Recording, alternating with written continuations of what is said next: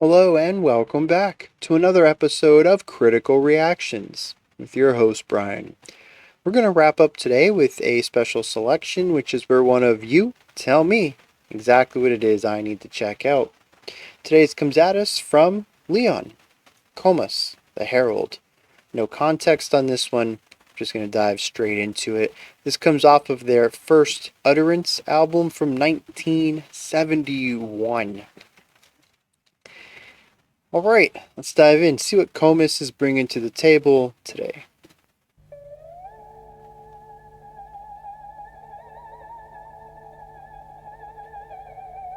Theremin, right?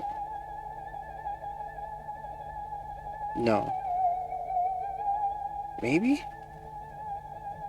It fluctuates like theremin does, but I also kind of hear... No, I hear attacks. Oh, there's a guitar under the theremin. That's what it is. It was just too quiet for me to hear.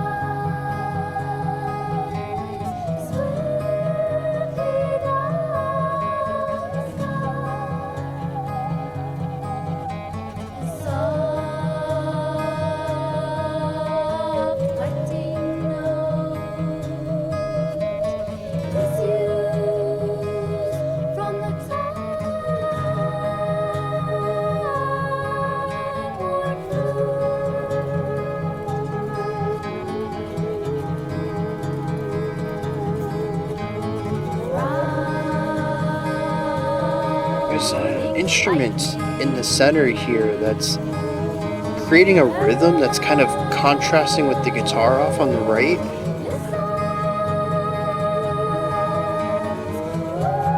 Just getting a little bit rhythmically what's that word I'm looking for? Too rhythmically complex.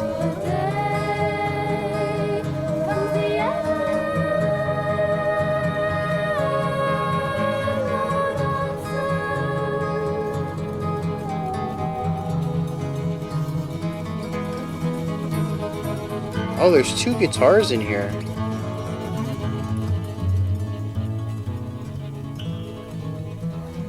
Violin?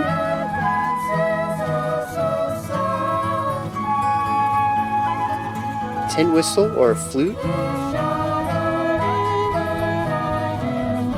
Yeah, hearing the flute and the violin chime in and play alongside the vocals it's interesting.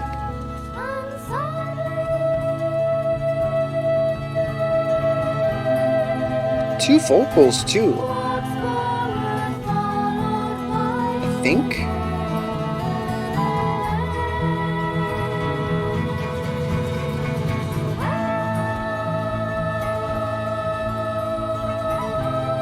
Yeah, I think there are. My mind immediately said double tracking, but 71? Yeah. I don't think you could double track in 71. So they have two vocalists with almost identical timbre? Okay.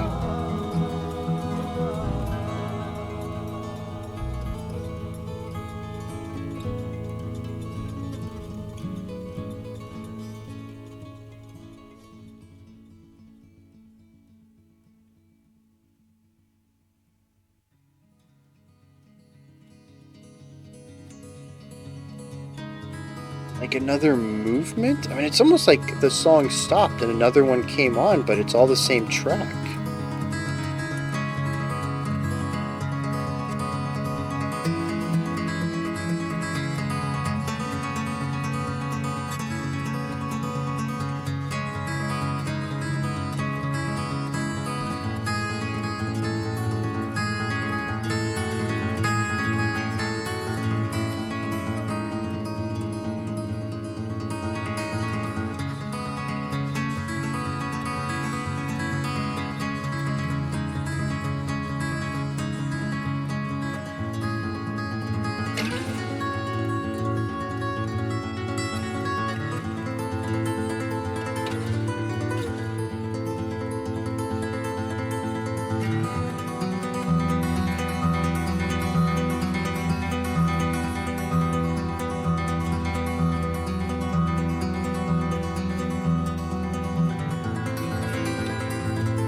Yeah, this is gorgeous.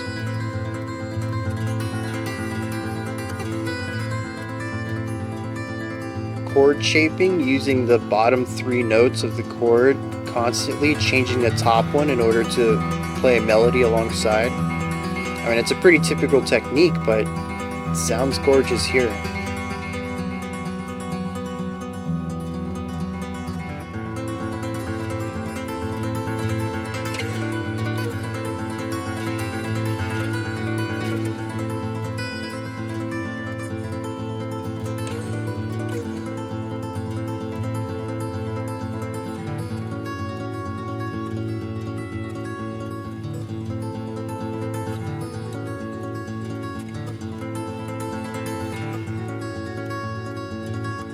Interesting. Some of these changes are a little rough. The note ends up getting muted, seemingly accidentally.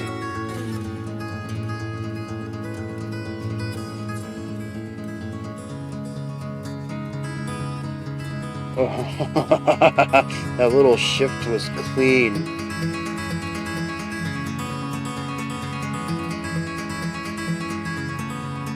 It's a very heavy attack, too.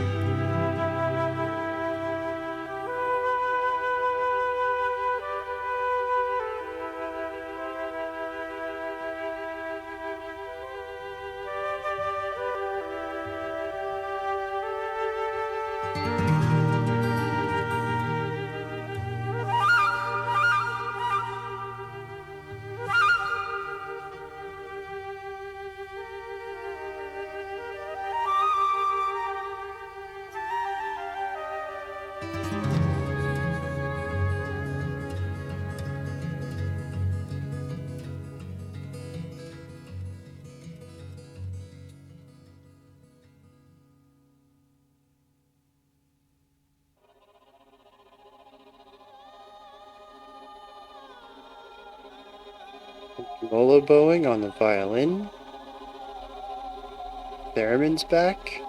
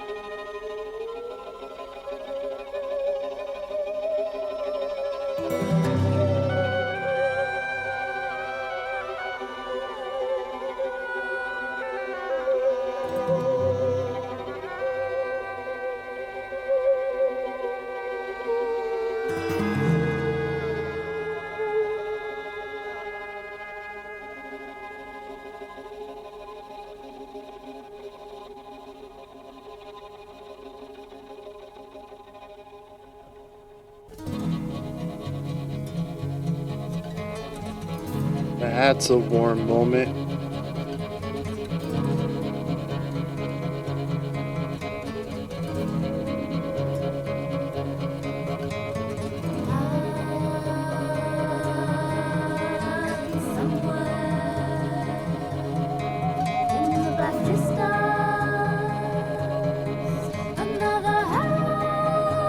This is the first section. A slight variation on it. I I don't think we had that violin work the first time around, but I recognize that guitar lick and the vocal melody.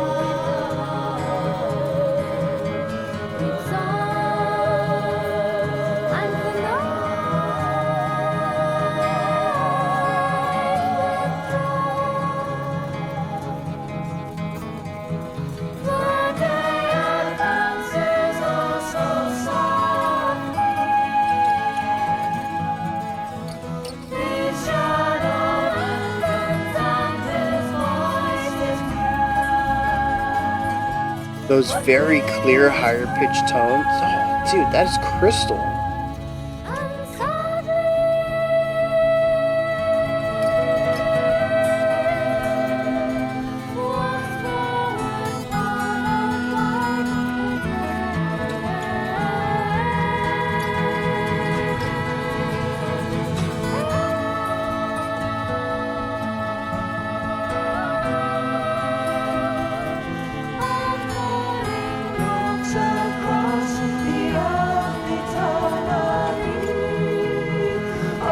Inviting. Such a beautiful idea.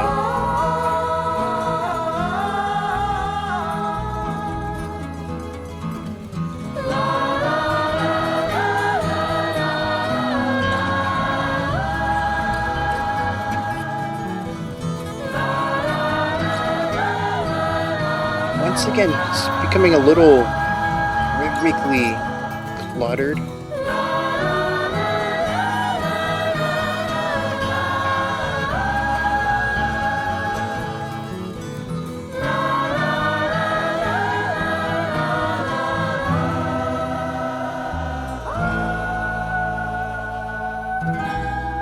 Oh, they went up. The guitar resolved down, but the vocals resolved up. Very cool movement there. Yeah, that was wild. I'm not sure how I feel about it yet. It is 4 distinct movements. They have a little bit of similarities between them, but all in all, I really feel this is 4 separate songs. Well, I guess 3, right? Because the first and fourth sections were very similar. But the second and third were quite unique, and I don't really understand how to understand them within the larger context of this track. But I think what I want to start with is the instrumentation, which I think is the most unique element here.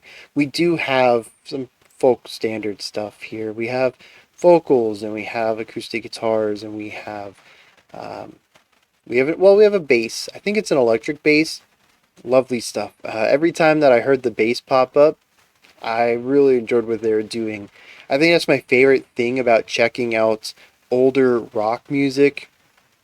Basically everything, pre-90s, is that I'm pretty much guaranteed to not only hear the bass, but hear the bass do something really neat, as this was before the bass guitar composition got kind of shrunk down in the general mainstream scene of rock and metal, and kind of flattened out to pedal tones. That's not to say, of course, that everybody went in that direction, but it's just a lot easier to find older rock where the bass was still doing cool things. And it's a bit of a shame that the bassist doesn't do cool stuff anymore. But anyways, I loved hearing the bass every moment of this. We also had we had the violin, which I think is sort of a folk staple. We had the flute, which is a folk staple in a different style. European folk music uses a lot of tin whistle or flute in it. But most of this kind of feels more like Americana to me, which makes the tin whistle feel a little out of place. It's not as common there. That's actually why I think the violin fits a bit more, although in the context we'd probably call it a fiddle. But hearing both of them together is an interesting choice with the electric bass and acoustic guitar. Then we also have the theremin. What's going on with that? That is such a bizarre choice for folk adjacent music. I mean, the electric bass is pushing it a little bit, bringing a non-acoustic instrument in, but I mean, the theremin is not folk in any way. But it ends up working really well because of one key element, I think, and that's the vocals. The vocals are kind of ethereal and piercing simultaneously. I find that to be interesting. Ethereal tends to be a bit more less defined. It lacks that full body sound in order to get an airiness, a breathy component to the texture, the timbre of it. But they hit this higher range frequently, and it just cuts through everything. And what I find interesting about it is that it does kind of have a bit of that ethereal property, but it's a bit more full-bodied than I would expect. It's not. I don't think it's falsetto. The the production on this is pretty crisp through most of it, but I feel like the vocals are the least high fidelity instrument here. It's the one that I felt I could read the least amount of original characteristic to it. I would love, and there probably isn't one, but I'd love to hear the even the original recording might not have the full sound to it. I don't know, man. What I'm getting at though is there's parts of me that honestly think that the vocals are using um, what are they called? Whistle tones on those, which is how they reach that pitch with that full-bodied sound, and with that physicality, the presence of tone. Um, it's it's kind of wild to me if they are using whistle tone for as much of this as they are, but going into that range with that specific timbre, with that specific tone and fullness of body, it actually lines up with the theremin really well. Almost too well. Like I said, it's the bridge that allows the theremin to be here, what makes it feel not quite as out of place. Well, the other thing, though, that I find really interesting about the vocals is that there are parts in here that sound like there are two vocal tracks, but I don't think you can double track in 71. I mean, maybe.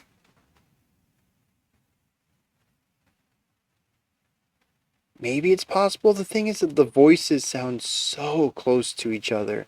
You know, nowadays it's simple. You record your take, your engineer goes to the next track, you record your take again as close as possible to the original, you're done. You double tracked yourself.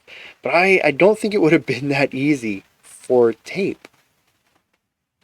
And so something tells me that they have a second vocalist that's just like 90% identical to the first vocalist. And it just kind of blows my mind. There is a width, and sort of an after image, like a little bit of an echo or delay to the vocals that I just don't hear too often in older music. The vocals tend to feel a bit flatter because it's just the one vocal. In a lot of modern production, even inside the realm of rock and metal, you're going to have a vocalist who's probably working with a 3 to 6 stem vocal stack just to give it that full body. You're really only going to hear that one vocal. Maybe you'll hear a harmony on it, but it's designed to just fill out the sounds.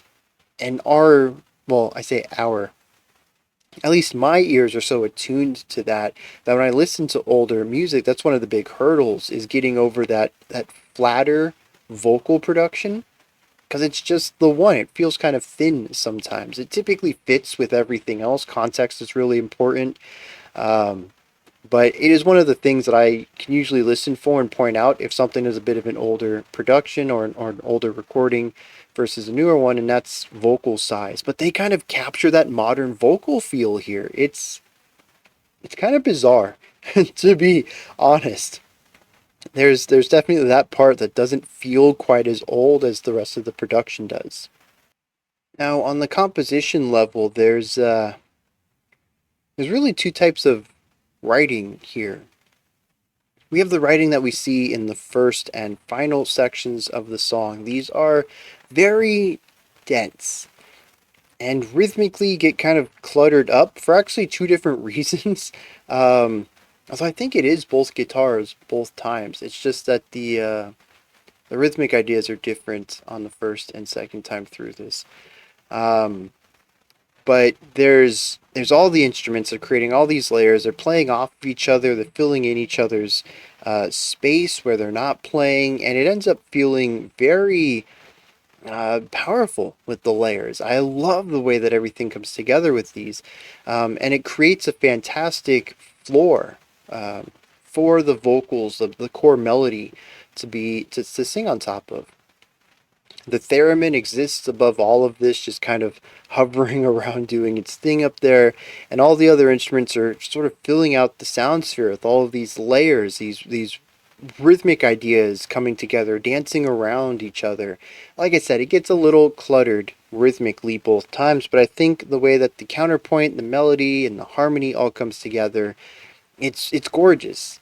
And the lead melody on top with the vocals, it's just the icing on the cake. It is an absolutely wonderful moment to the song, and I love how we brought parts of this back for the final section of the track.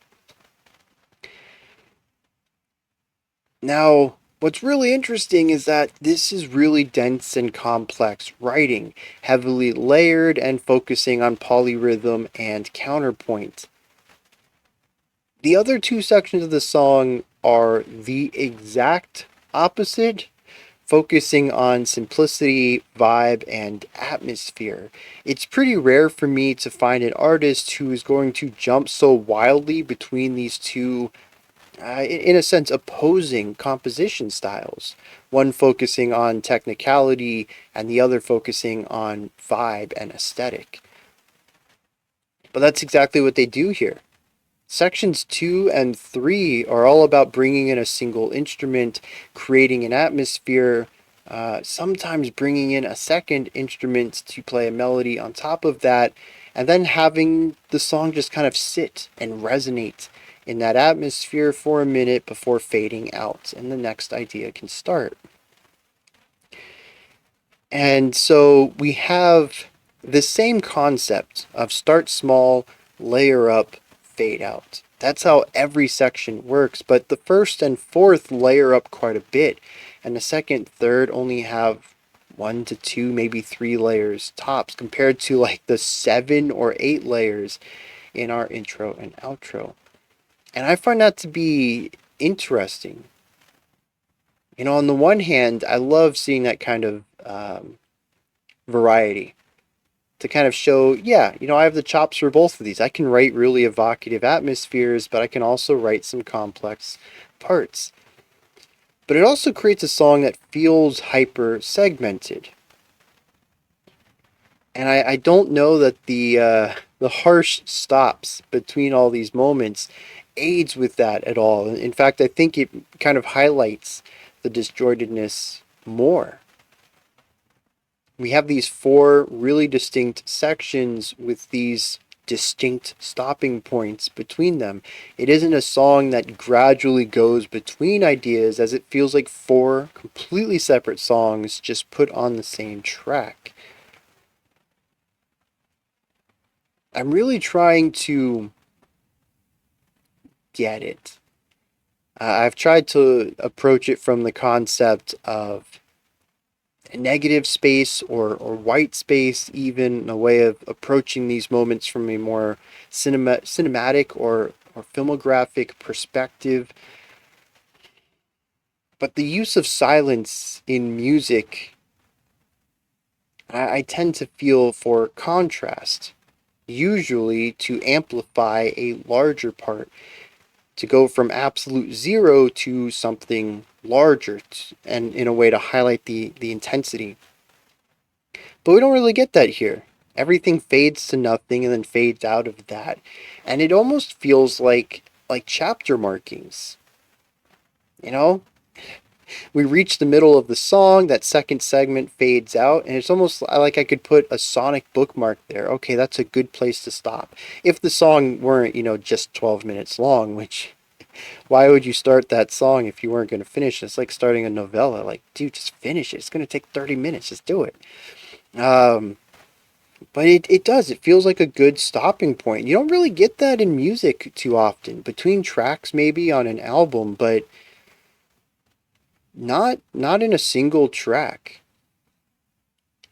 And so I don't really know how to approach it. But the fact that I kind of see all four of these songs or movements as totally different ideas isn't really helping either. So I'm kind of curious where everybody else sits on this. What's your perspective on the concept of the Herald told across four movements? I'm kind of hoping the lyrics will help with that, but we don't have lyrics for the second and third movements. Those were purely instrumental, so I don't know that I'm going to have, or I'm going to gain much insight from reading the lyrics here. So the structure is kind of interesting. The last thing I want to touch on, I think, then, is overarching melodic writing. What I love about the way that they craft a melody is that it feels anything but muted. That is to say that it's highly dynamic. The melodies tend to have really strong ebb and flow. In fact, the production as a whole makes great use of dynamics, whether that's volume dynamics, layering dynamics, even just intensity of, sometimes we'll have a very soft sound. And other times we'll have a very heavy sound, such as the acoustic guitar picking from the second movement. Just a very heavy attack on all those compared to the violin coming in and having this very light bowing to go along with it. Just the contrast between those two attack styles. And so we have this general concept of dynamic playing within the song. We have dynamic writing in the composition, but all of this comes together in the melodies.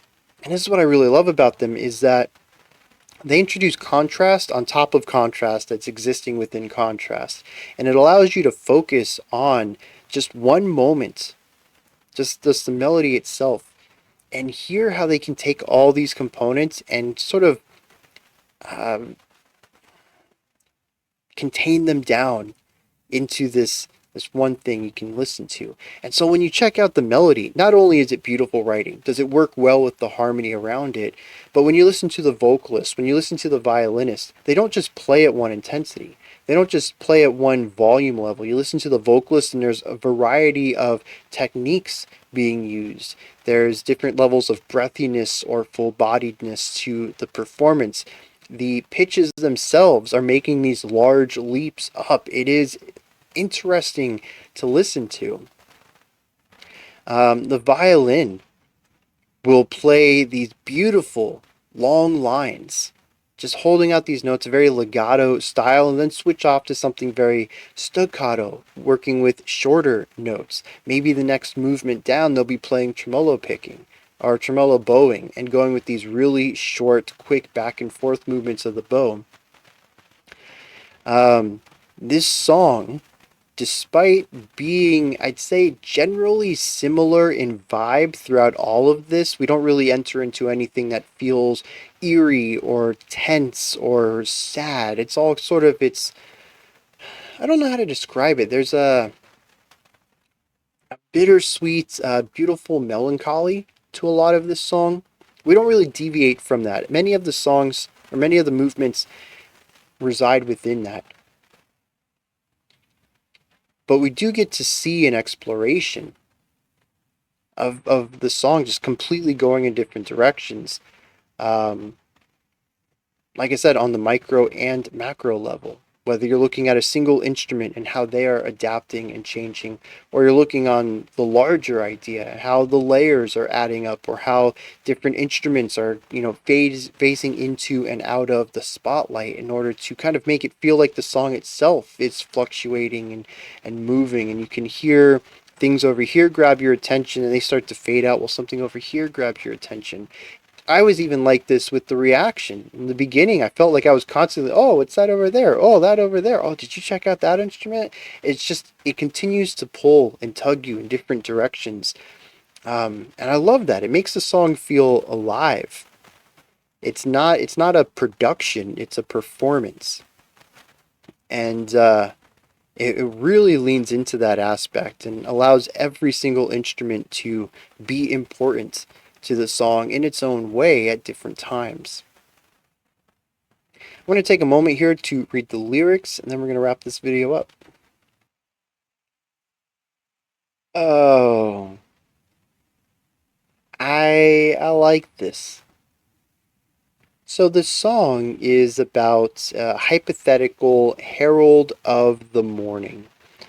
And this creature comes out and plays his flute as he skips and dances across the earth in order to bring the sun behind him.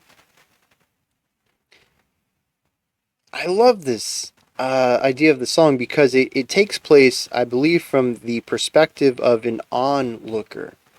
So while the concept of this herald constantly, going around the earth, pulling the sun behind him, bringing morning to everyone, what this person sees is the herald bringing the sun, leaving, and the sun leaving behind him, bringing night. And I think that's what the middle two sections of the song are supposed to be about. It's why they're a bit more muted. It's why they are less dense and complex. It is about the stillness of the night, how people go to sleep, and there's less chaos and noise and bustling of nighttime.